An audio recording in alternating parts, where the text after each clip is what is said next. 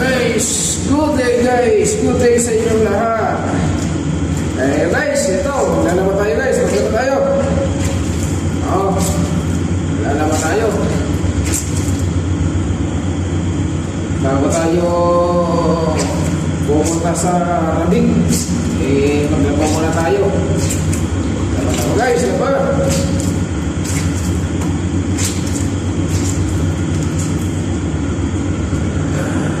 Kasi malayo na naman ang ating biyahe.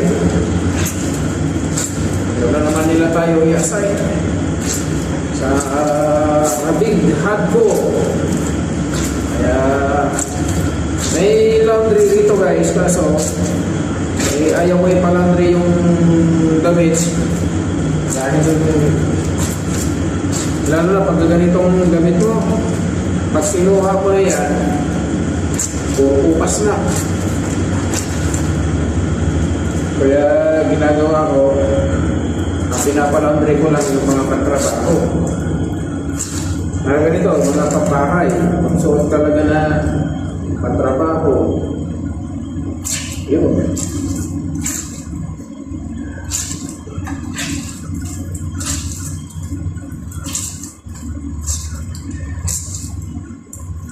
Natulog muna tayo kanina. Gising ko lang.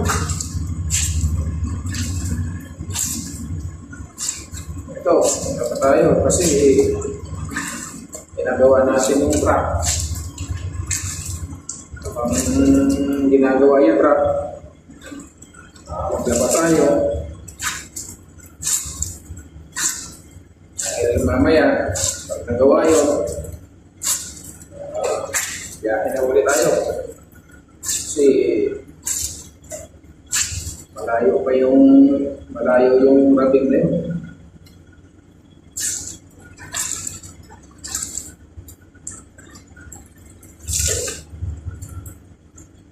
Ano naman ang paglalaba? Pusot-pusot lang. Pawis lang naman ang subi ng buhay OFW. Ganito. Dito tayo sa loob ng CR guys. Sa loob ng CR. Ang buhay ng OFW. Sarili mo, damit mo, laba mo.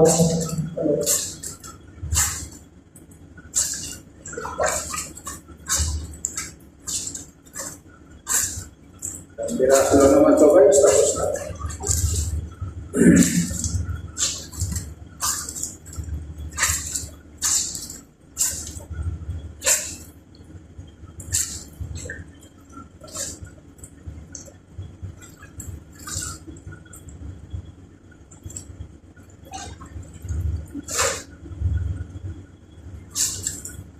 Pero kung hindi tayo nalipat ng biyahe, kung hindi Rabing biyahe natin, nasa damang na ako. Ayun pa.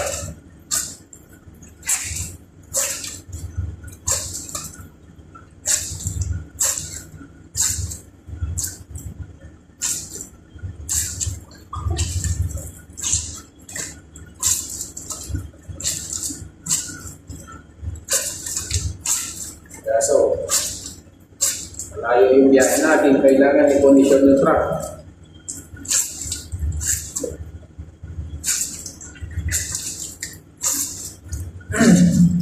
Kasi yung takbuhan doon sa pupuntahan natin, i-share ko yun.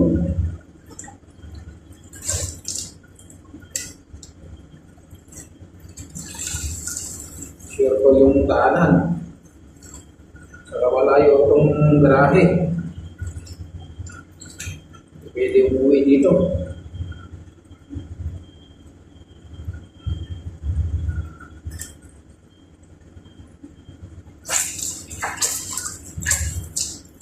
Kaya yung mga gamit na dapat na port, dadalhin. Dalhin mo na sa truck.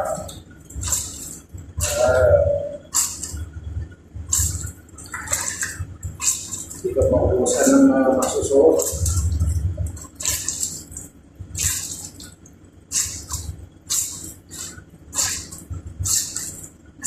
May laundry kami rito guys, kung gusto mo lang ipalaundry. Para sa akin, ayaw ko ipalaundry. Dahil, yun nga, yung gamit mo, pinalaundry mo rito, pag kinuha mo na, puro tupas, kasi halo-halo. Pero halo-halo sila yung mga damit. Yung damit mo, amoy langis, amoy grasa, kasi halo-halo sa damit ng iba.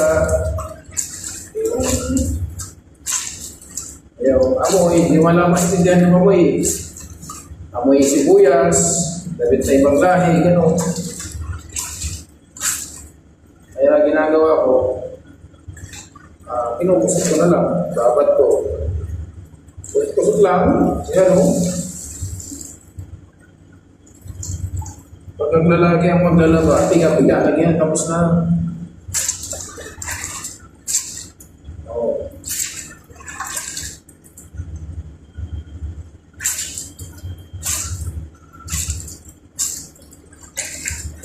Pero kung babae maglalaba, may papras-pras pa.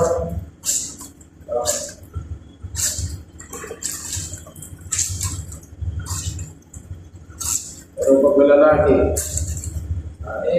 kusot na na gano'n niyo. Kusot yun. Importante, nasa mood.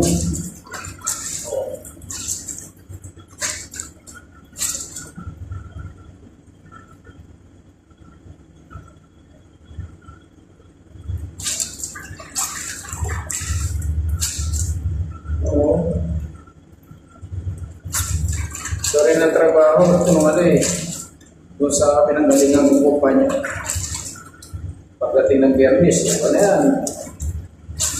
Ginagawa ko pa naman noon. Waitas pa lang ng gabi. Pagkaba na ako. Para pagdating ng Biyernes, wala nang gagawin. Doon sa dati kong kumpanya. Kasi pag Biyernes, pagbuwasing ka ng truck, mano-mano yung pagbuwasing Tapos magbuwasing mo, baka.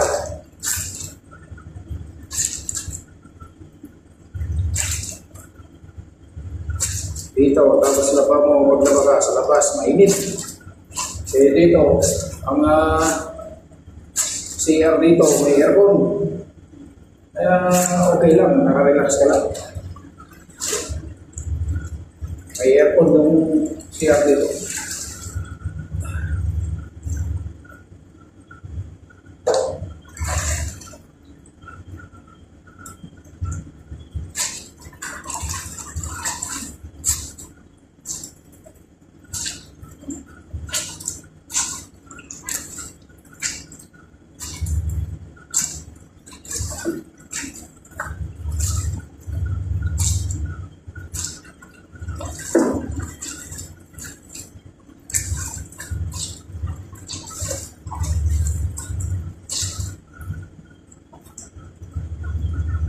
No? So, ng piraso lang naman na damit ko, 4, 5, 2 shot.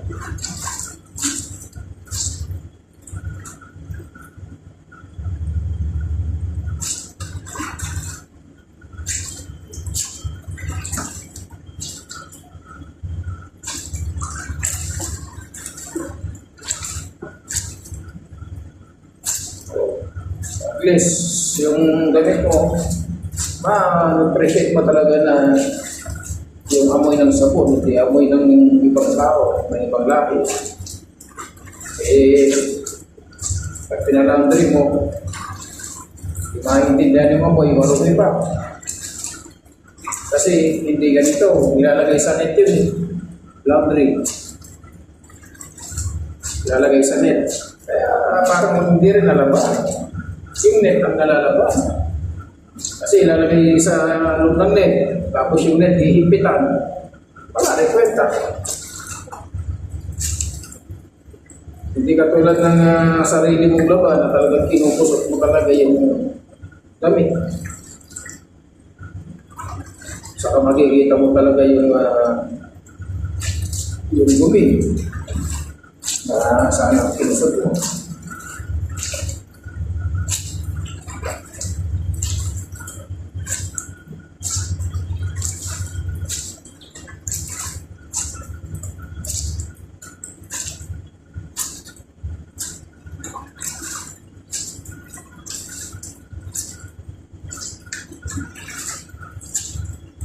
Doon sa laundry, pag nilagay sa red, wala na.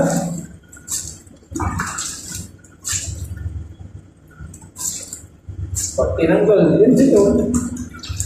Kita mo yung loob, marumi pa rin.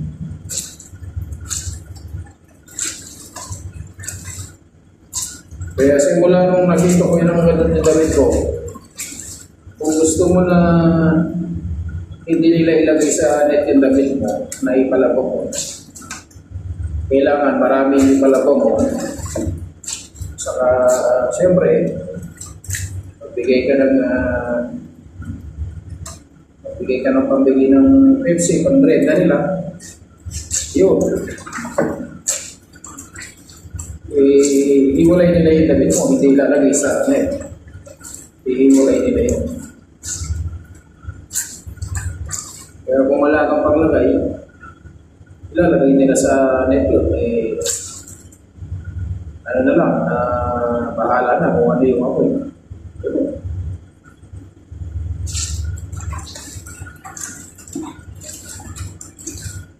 Pero kung sarili mo lang yung yung damit na lalaban doon, na walang mix na ibang damit, pabango rin. Mabango yung amoy, saka malinis.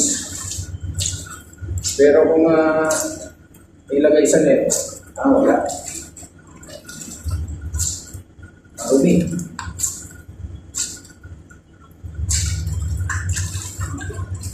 Hindi naman tayo sa masela sa damit.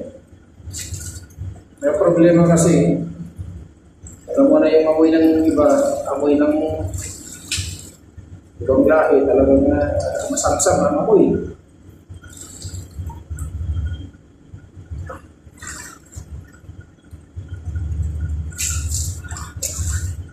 Masamsam yung amoy ng ibang lahi.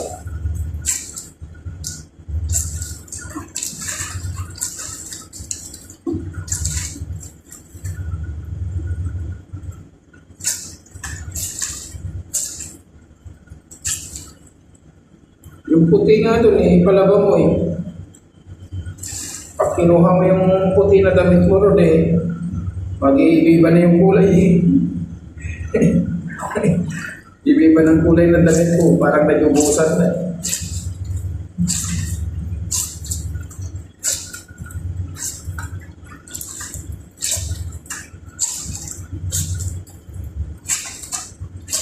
Yung blanket mo, ipalaba mo doon, maganda yun. Yung blanket na humot. Yun, maganda yun. Palako mo rin. Kasi yung washing machine doon ay laki. Malaki. Yung washing machine yun. Washing machine dito.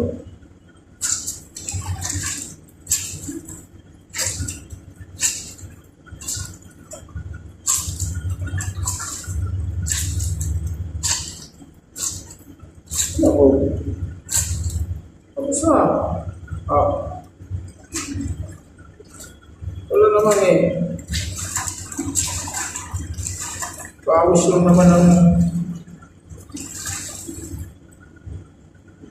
Pawis lang naman ng dumi.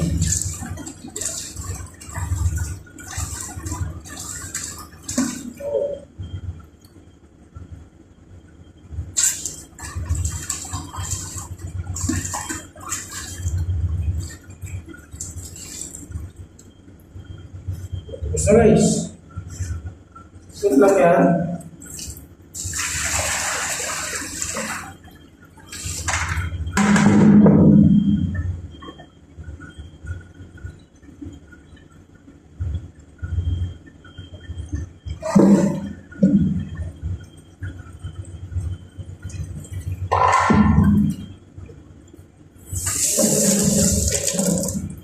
Daw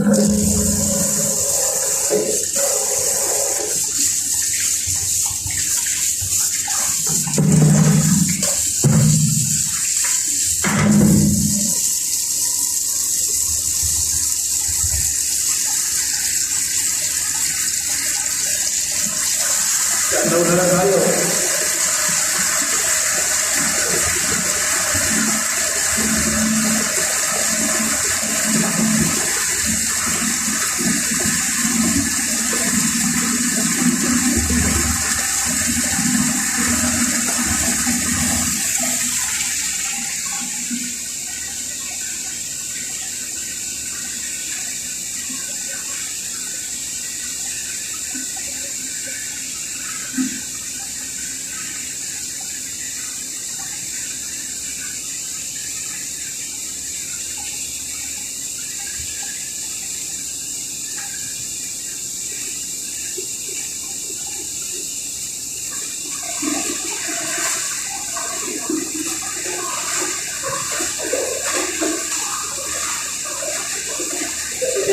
Sama yung dalawa.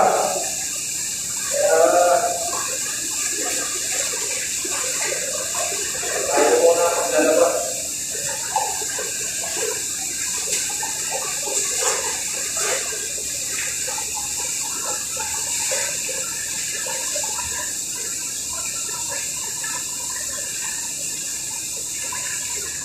Para pag-uwi natin ng Pilipinas, alam na natin ang maglaba.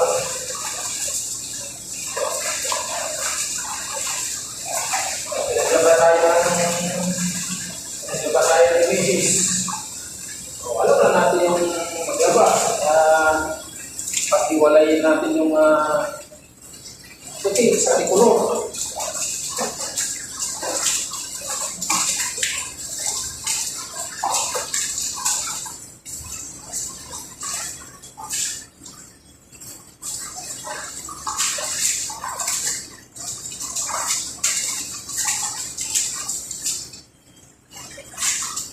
Buhay OFW.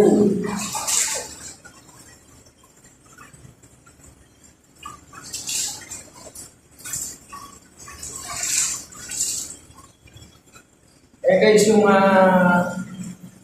CR. Yan.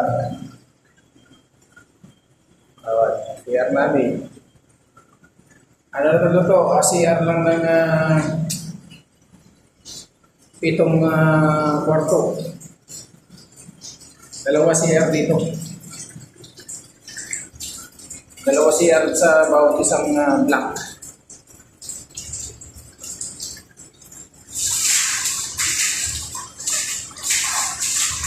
Diba tayo para practicein natin ang maglaba. Para pag-uwi natin ng Pilipinas, marunong na tayo maglaba.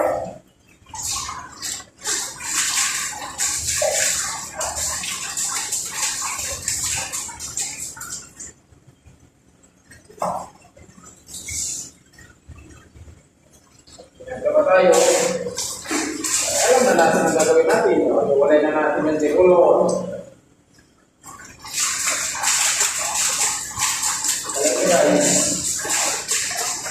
Kapag yung gusto sa paglalaba, hindi under tawag doon. Alam mo ang tawag doon? Mamahal mo sa asawa mo, sa pamilya mo. Kasi, inulungan mo sa paglalaba sa tindahan. Ang kaya mo ba ang trabaho ng babae ng babae? Ang yun kaya? Mabuti nga yung trabaho natin lalaki na isa lang ang trabaho natin sa labas. Pero yung asawa natin, yung babae, napakaraming trabaho yan. Wala ka ng bata, magluto, laba, maglinis ang bahay, pagkapon yan. Ang trabaho ng babae sa ng bahay. Kaya pag tinulungan mo yung misis mo sa paggawa ng bahay,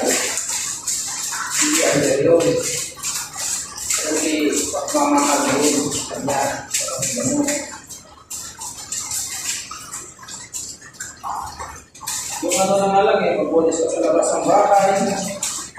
Oh, walang natapos sa matrabaho ng misis ko yun. Kaya, sinasabi nila ng iba na hindi ka rin nakatulong yung asawa sa bahay-bahay sa Vietnam. Pero, nako, kaya ako naniniwala doon. Yung nagsasabi ng gano'n, na-under ka, tamad yun. Tamad yun.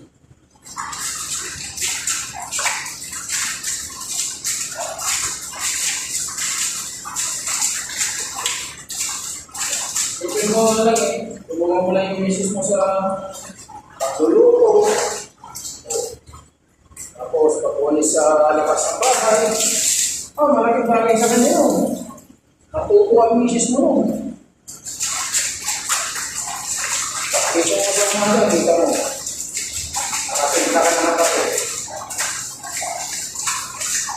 Tapos ako nag-iisip ka, ang ginagawa niya, natuluto na siya ng kasama niyo. Maganda sa'yo. Kasi, walang ibang tutulong sa inyo kundi kayo lang ng dalawang mag-asawa.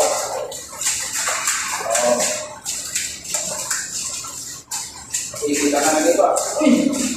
Pag-buwan mo ng sigaw dito sa umaga. Stay. Naglalabas si Gusto ka. Namamasada si Gusto ng tricycle ka. Lahat yung guys, sa kabaso yan.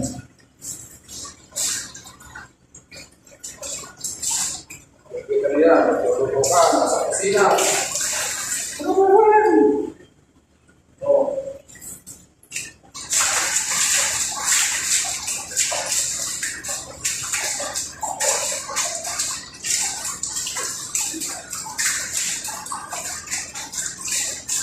Kaya pagka itulungan ito guys, yung asawa ninyo sa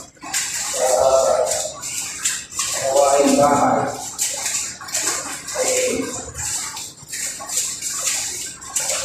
para mo na rin tinulungan ng Diyos. Kasi yung kasaling ng asawa mo sa magkapong nakakaisa sa bahay, sa pagod niya, nakakapagpahingahin siya.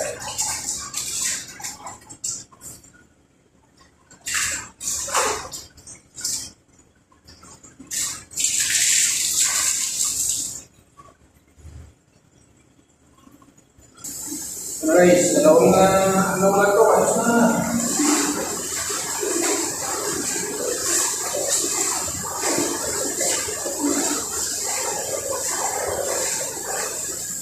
Dalawang lang, ayos na ito. Sakay na ito.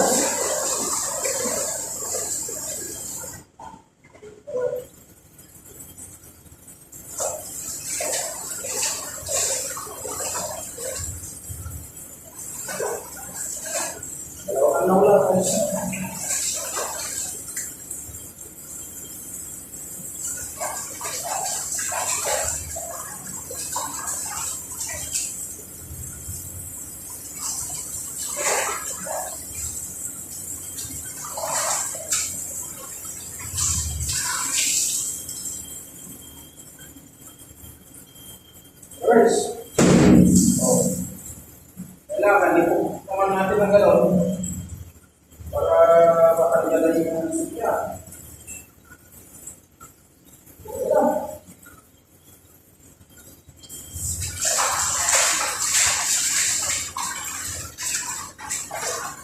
Kaya, para magulong tayo, kaya tayo na naman sa kantin. May nagluluto na kayo sa pagkain natin. Mag-mix ka lang tayo.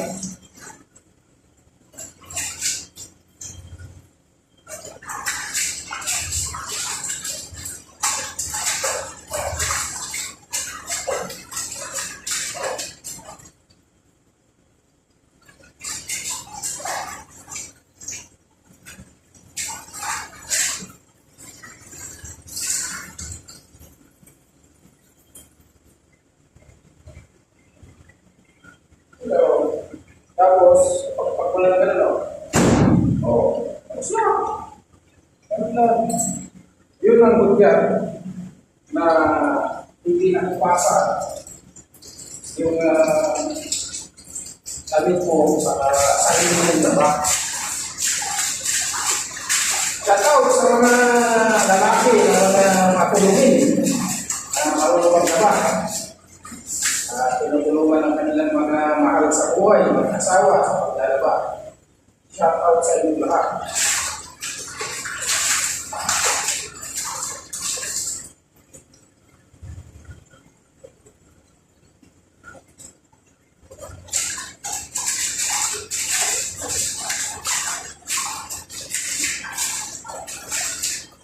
Wala namang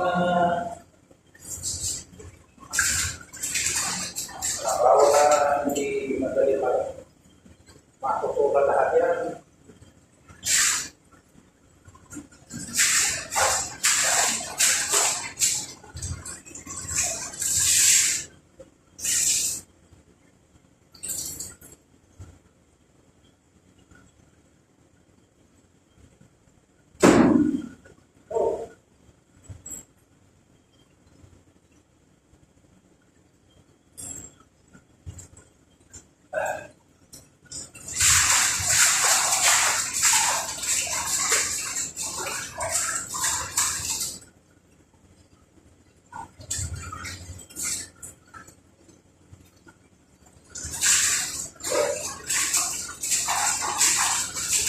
Diba? Alam na natin ang paglaba guys, alam na natin.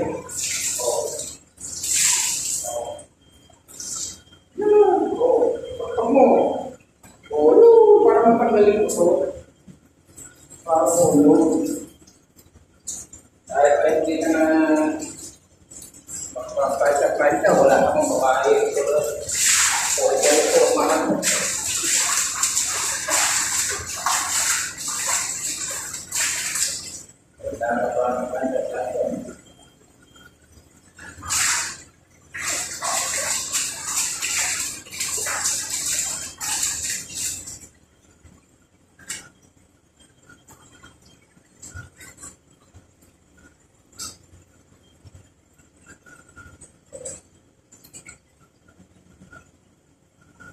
Aircon kasi ito guys, itong CR.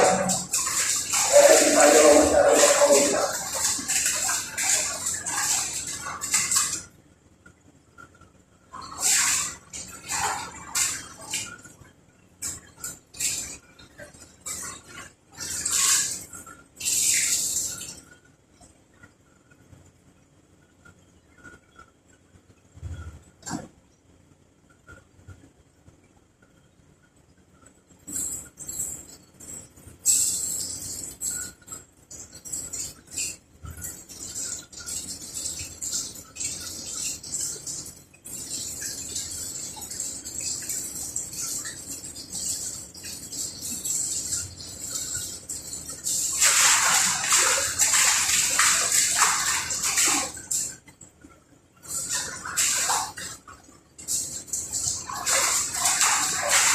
Guys, kamusta?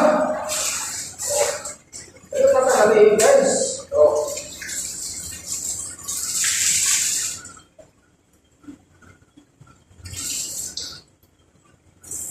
Ito nakakali.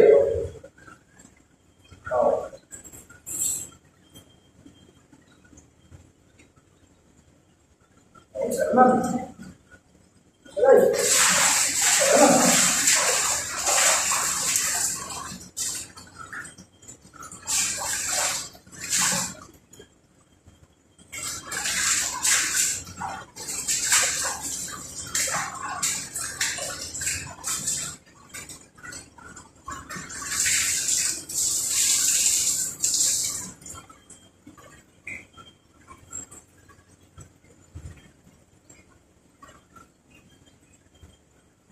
So guys, ayan na ang ating nilaban na damit. Nakasampay na guys. Maraming salamat guys sa inyong panonood sa aking upload na video. God bless you all.